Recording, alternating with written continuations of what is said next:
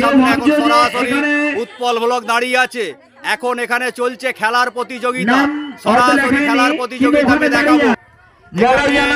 সরাসরি মাইকে বক্তব্য দিচ্ছে, খেলার যেসব প্রস্তুতি নিয়ে বসে আছে, অনেক কিছু আছে এখানে। সরাসরি উৎপল ব্লক এখানে আছে। ধন্যবাদ। আমি আরো মুহূর্ত দেখাচ্ছি। টান টান উত্তেজনায় খেলা শুরু হতে চলেছে। গ্রাউন্ড দর্শক, সরাসরি মা বোনেরা, শিশুরা একদম সরাসরি শিশুরা আছে, মায়েরা বসে আছে সরাসরি উৎপল ব্লক একদম খেলার মাঠে।